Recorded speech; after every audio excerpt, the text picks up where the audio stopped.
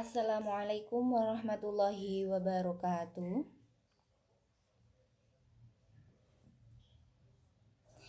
Selamat pagi anak-anakku semua, calon peserta didik baru kelas 10 MA Wahid Hashim Bangsri.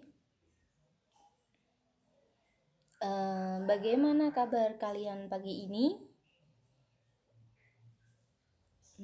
Semoga kalian semua tetap sehat walafiat dan dalam perlindungan Allah Subhanahu wa taala. Amin ya rabbal alamin.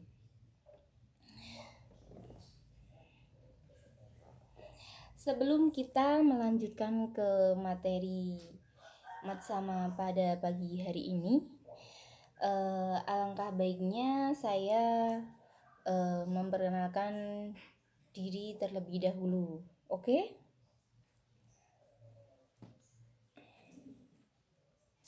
Perkenalkan, nama ibu guru adalah Nur Izzatud Daroini.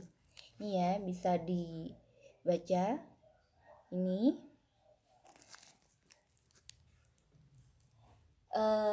kalian semua bisa memanggil saya dengan panggilan Bu Iza.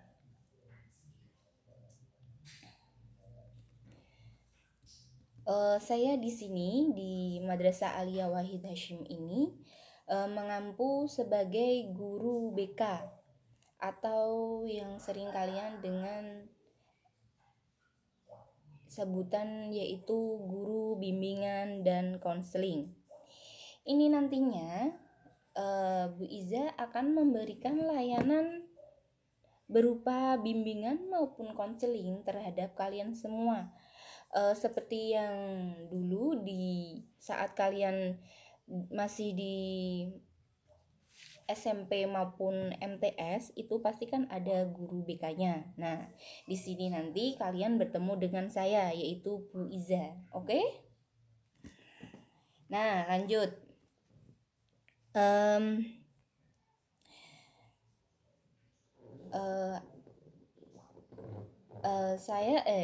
Bu Iza rasa cukup untuk perkenalan singkatnya dari Bu Iza ya. Sekarang kita lanjut ke materi Matsama. Akhir-akhir ini di dunia di sosial media maupun di internet banyak info tentang wabah virus corona. Wabah virus corona ini sangat menular. Itu tidak pandang orangnya itu, entah orangnya itu tua, muda, anak-anak, bayi. Pokoknya semuanya itu bisa tertularkan oleh virus wabah ini, yaitu virus corona. Dunia pendidikan pun ikut mengalami dampaknya dari virus corona ini. Semua peserta didik termasuk kalian itu belajarnya di rumah saja, tidak dibolehkan tatap muka langsung dengan gurunya di sekolahnya atau di madrasahnya. Dan Bapak Ibu guru di sini pun ikut terdampak akibat dari virus corona ini, karena kita tidak bisa langsung tatap muka dengan anak didiknya, jadi kita itu harus mempersiapkan pembelajarannya itu lewat daring, atau kalian lebih mengenalnya dengan online, yaitu pembelajaran online. Bisa lewat Google Class, bisa lewat hanya WA pemberian tugas atau yang lainnya. Oke. Sekarang di sini Bu Iza akan menerangkan tentang COVID-19. Apa itu COVID-19? Ada yang sudah tahu apa itu COVID-19? Nah, COVID-19 ini singkatan dari coronavirus disease. Nah, ini coronavirus disease 19. Udah tahu ya apa itu singkatan dari COVID-19? Ya, coronavirus disease 19. Oke, kita lanjut. Sekarang pengertian dari coronavirus disease 19. Pasti kalian sedikit info lah, sudah tahu apa itu corona. Selama beberapa bulan ini di rumah, kita tidak boleh keluar kalau tidak ada kebutuhan yang paling mendesak, baru kita boleh keluar, gitu ya. Nah, sekarang lanjut, yaitu apa itu corona virus disease 19 atau sering disebut COVID, virus corona, yaitu virus baru yang menyerang sistem pernafasan. Virus corona bisa menyebabkan gangguan pada sistem pernafasan, pneumonia akut, juga yang paling fatal yaitu sampai kematian. Nah, di Jepara ini kita baru gencar-gencarnya meningkatnya yang terkena virus corona ini. Kita di dalam Jawa Tengah itu Jepara untuk saat ini sudah menduduki peringkat ketiga. Kasihan bukan? Memprihatinkan juga. Apalagi yang terkena itu lebih ke tenaga kesehatannya. Itu yang paling rawan. Nah, semoga kita tetap bisa menjaga dan kita terhindar dari virus corona ini. Nah, infeksi virus ini disebut COVID-19 dan pertama kali ditemukan di kota Wuhan, yaitu negara Cina. Pasti kalian sudah tahu sedikit tentang itu. Dan virus corona ini mulai terjadi pada akhir Desember tahun lalu, tahun 2009. Nah, virus ini menular dengan cepat dan telah menyebar ke wilayah di Cina dan ke beberapa negara, termasuk negara kita, yaitu Indonesia. Hal ini membuat beberapa negara di luar negeri menerapkan kebijakan untuk memberlakukan lockdown dalam rangka mencegah penyebaran virus corona ini. Nah, itu sekilas tentang pengertian tentang virus corona. Nah, selanjutnya kita lanjutkan ya ke slide berikutnya, yaitu gejala umum yang bisa menandakan kalian itu terinfeksi virus corona maupun tidak.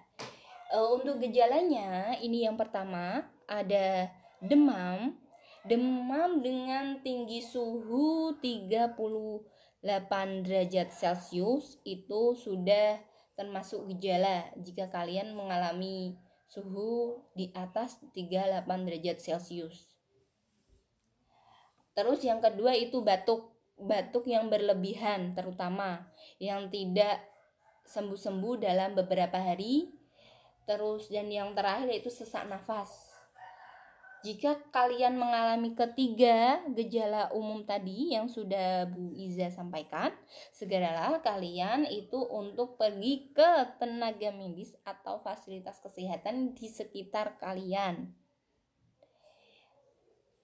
Dan melakukanlah isolasi mandiri, jangan berhubungan dengan orang lain terlebih dahulu selama kalian masih mengalami ketiga gejala umum yang sudah Bu Iza sampaikan. Oke? Nah, lanjut. Sekarang yaitu penyebab dari virus corona. Seseorang dapat tertular oleh virus corona ini ada beberapa cara, yaitu yang pertama tidak sengaja menghirup percikan ludah atau droplet. Istilah kerennya itu droplet, yaitu percikan ludah yang keluar pada penderita COVID-19. Bisa dengan batuk atau bersin.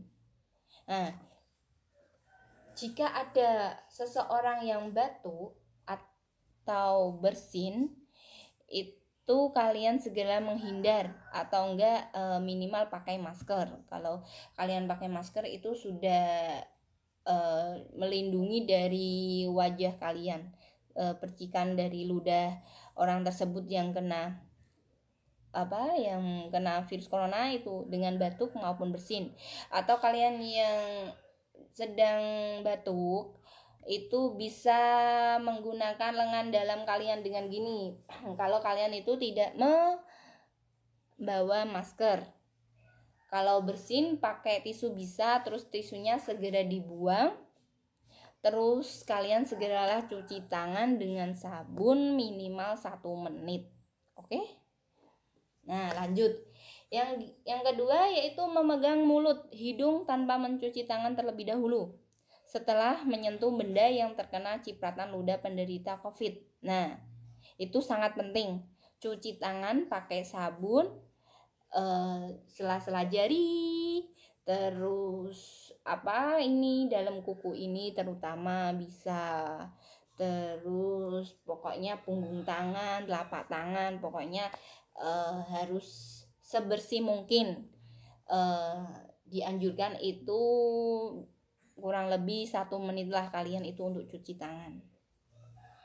Lanjut, yang ketiga, kontak jarak dekat dengan penderita COVID-19, misalnya bersentuhan atau berjabat tangan.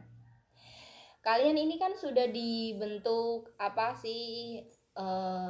berjarak antara 1-2 meter dengan teman kalian. Itu kenapa? Karena agar nanti kalian itu tidak bersentuhan langsung, dan itu untuk sekarang social distancing, itu jaga jarak. Itu ya. Jadi kalian harus maklumi karena ini masih masa pandemi corona, jadi kalian dibentuk ruangan seperti ini gitu ya. Oke. Kita lanjut ke pengobatan virus corona. Karena kita pertama tadi sudah menyampaikan tentang pengertian corona itu apa. Yang kedua itu ada gejalanya. Gejalanya itu apa dari virus corona ini. Terus yang ketiga penyebabnya. Nah, masa ada gejala, ada penyebab kalau tidak ada pengobatan. Untuk sementara ini obat untuk virus corona belum ditemukan. Hanya kita bisa pencegahannya saja. Dan pertolongan pertama saja itu pengobatan virus corona, yaitu pertama merujuk penderita COVID-19 untuk menjalani perawatan dan karantina mandiri di rumah, ataupun kalau sudah swab test maupun rapid test dan menunjukkan itu sudah positif, itu dianjurkan untuk dikarantina di rumah sakit saja gitu ya. Atau kalian apabila ada di sekitar kalian yang dari luar kota atau itu lebih baik kalian jaga jarak dulu. Jangan sering-sering berdekatan dengan orang tersebut, karena kita tidak tahu mereka itu sudah berkontak dengan siapa saja sewaktu di perjalanan maupun di waktu di luar kotanya itu gitu ya. Yang kedua yaitu memberikan obat pereda demam dan nyeri yang aman sesuai kondisi penderita. Dan yang ketiga, menganjurkan penderita COVID-19 ini untuk melakukan isolasi mandiri dan istirahat yang cukup. Itu sangat penting. Terus yang keempat, menganjurkan penderita COVID-19 untuk banyak minum air putih untuk menjaga kadar cairan dalam tubuh kita. Karena untuk hidup yang sehat, air putih itu minimal sehari harus minum 2 liter atau 8 gelas dalam sehari. Jika kalian kurang dari itu, segeralah menerapkan pola hidup yang sehat. Mulai saat ini nanti sampai rumah kalian minimal harus minum 2 liter per hari atau berapa tadi? 8 gelas, oke? Selanjutnya yaitu pencegahan virus corona. Udah saya singgung sedikit tadi. Untuk pencegahan virus corona, saat ini sudah saya sampaikan belum tersedia vaksinnya, belum ditemukan. Jadi hanya pencegahannya saja kita penerapannya. Yang pertama, kita harus sering cuci tangan pakai sabun. Tadi saya sampaikan berapa minimal kurang lebih berapa menit? Ada yang tahu? Nah, ya benar, yaitu minimal 1 menit dari sela-sela jari, ujung kuku ini, punggung jari, telapak tangan, punggung jari. Itu ya, harus kena air yang mengalir semuanya, dan tadi pakai sabun dulu baru kena air yang mengalir gitu ya. Dan yang kedua, gunakan masker bila batuk atau pilek. Nah, ini paling penting. Meskipun kalian itu tidak berkontak langsung dengan dengan orang lain, terutama pada kalian saat mengendarai motor itu di udara, itu wajiblah kalian tetap pakai masker. Karena apa? Sekarang selain dari tadi yang sudah Bu Iza sampaikan, yaitu droplet atau percikan ludah dari seseorang yang penderita COVID, itu kita ternyata baru-baru ini dari tim medis itu menyebutkan dari udara pun bisa. Orang yang batuk atau bersin dan percikan tadi itu bertahan dalam beberapa menit, bisa sampai beberapa jam, itu bertahan dalam udara. Jadi kita tidak tahu yang kita lewati tadi saat kita mengendarai motor ada orang yang batuk atau bersin, itu percikan ludahnya itu tertinggal, kita melewatinya dan kita tidak pakai masker, itu sangat membahayakan bagi tubuh kita. Apalagi kalau tubuh kita itu dalam keadaan yang tidak fit atau imun kita kurang, kekebalan pada tubuh kita kurang gitu ya. Jadi saya mohon pada kalian semua untuk tetap memakai masker kemanapun kalian pergi gitu ya. Terus yang ketiga, konsumsi gizi seimbang. Perbanyak sayur dan buah. Gizi seimbang itu sangat penting bagi tubuh kita. Itu untuk meningkatkan kekebalan pada tubuh kita. Dengan hidup sehat, kita pasti melakukan aktivitas seperti ini dengan keadaan tidak letih, tidak lesu. Kita harus semangat. Kita harus bisa melawan virus corona ini. Dan yang keempat, hati-hati kontak dengan hewan yang terutama hewan kayak seperti ayam itu kan bisa menimbulkan virus juga. Dulu itu ada flu burung. Terus kalau babi juga itu hindari hewan peternakan yang liar. gitu ya. Terus yang kelima ada rajin olahraga dan istirahat cukup. Nah, di sini kita bisa terkena sinar matahari pada jam 10 itu sangat baik untuk menangkal virus corona. Karena dengan vitamin D, matahari itu kan mengandung vitamin D, itu baik untuk tubuh kita, terutama untuk tulang kita. Dan yang keenam, jangan mengonsumsi daging yang tidak dimasak.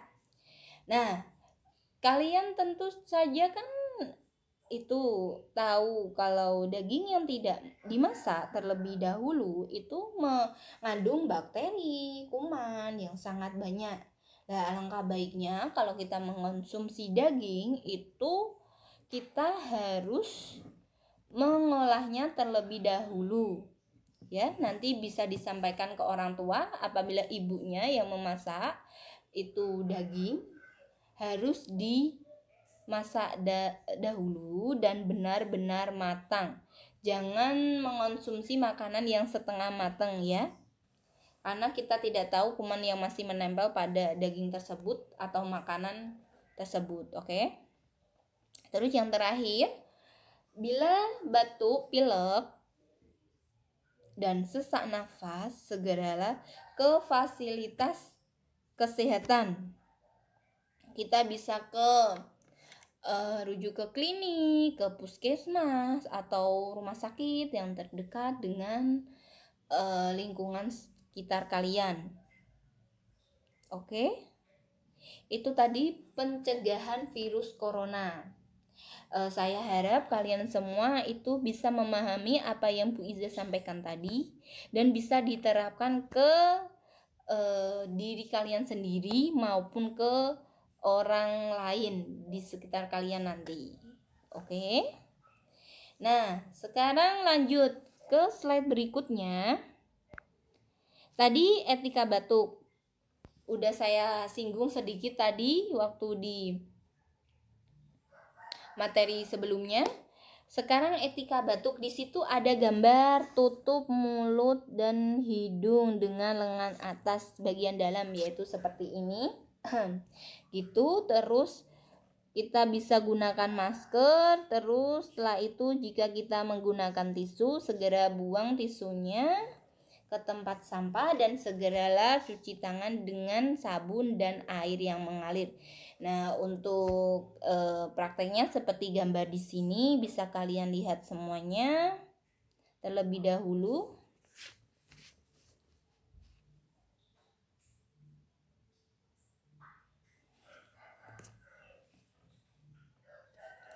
Saya rasa sudah tahu ya semuanya. Sekarang lanjut ke slide berikutnya. 10 pesan gizi seimbang. Nah, udah tadi saya singgung, kita harus minum air. Kita harus makan sayuran yang cukup dan buah-buahan juga. Terus kita harus mengonsumsi lauk pauk. Terus kita harus mengkonsumsi yang paling penting yaitu karbohidrat. Karbohidrat yaitu nasi bisa, roti bisa. Itu ya, itu paling penting karena itu untuk energi kalian semua. Terus yang ada ini belum saya sampaikan tadi, ada batasi konsumsi makanan manis, asin dan berlemak. Nah, itu kalian yang suka permen atau minum-minuman yang manis, terlalu manis, itu ternyata tidak baik untuk kesehatan kita.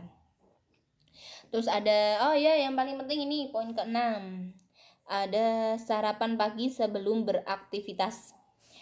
Ternyata sarapan pagi itu sangat berpengaruh pada tubuh kita, apalagi kita kalau pagi itu beraktivitas yang sangat menguras tenaga. Apalagi seperti ini, kalau kalian tidak sarapan terlebih dahulu saat sekolah, itu akan saat masuk sekolah di kelas itu kalian akan mengalami ngantuk, letih, lesu, bisa tidak konsentrasi dengan yang disampaikan oleh Bapak Ibu guru.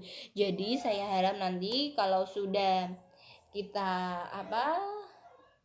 memulai kegiatan belajar tatap muka lagi dan virus pandemi ini segera berakhir, kita itu wajib sarapan terlebih dahulu dari rumah. Ya, paham anak-anakku semua? Masih semangat ya? Terus yang ketujuh tadi sudah saya sampaikan, berapa tadi minum air putih yang baik dalam sehari? Ada yang masih ingat? Berapa? Nah, yaitu 2 liter atau 8 gelas setiap harinya.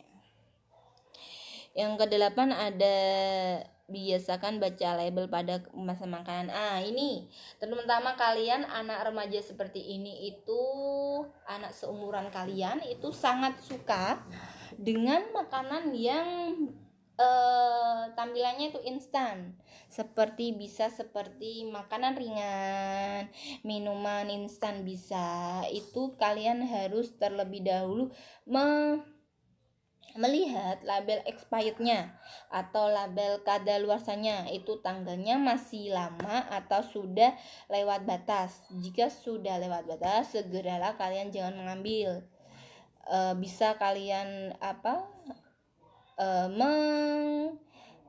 memberitahukan kepada penjual toko tersebut kalau makanan tersebut sudah kadaluarsa atau sudah akhir batas kadaluarsanya. Terus yang ke-9, biasakan cuci tangan dengan sabun dan air mengalir. Sudah Bu Iza sampaikan tadi, kalian harus minimal 1 menit itu untuk mencuci tangan dengan sabun dan air yang mengalir, gitu ya. Terus yang terakhir, berolahraga secara teratur dan jaga berat badan yang normal. Berolahraga kita bisa hanya lari-lari sekitar rumah bisa, atau yang lagi tren saat ini yaitu bersepeda. Itu kita bisa minimal berapalah berputar di sekitar kampung kalian itu ya, atau kita bisa berjemur pada saat pagi hari, yaitu dengan kurang lebih 10-15 menit itu sudah cukup pada jam 10 pagi itu sudah membuat tulang kita dan kekebalan tubuh kita itu menjadi lebih kuat dengan kita terkena paparan sinar matahari gitu ya. Terus kita tadi sudah dapat materi tentang pengertian corona, terus penyebab, gejalanya, pencegahannya, terus etika batuk sudah, terus cuci tangan yang baik juga sudah, terus yang terakhir ini tadi ada gizi seimbang ya.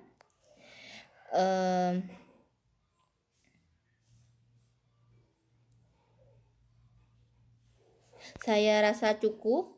Kalau ada pertanyaan silakan ditanyakan, bisa nanti tanya ke pendamping ruangan ini oleh Bapak atau Ibu guru ya. Karena waktunya hanya 30 menit, saya rasa cukup. Sekian dari Bu Iza. Apabila ada penyampaian yang salah atau tidak berkenan di hati kalian, Bu Iza mohon maaf yang sebesar-besarnya. Wassalamualaikum warahmatullahi wabarakatuh.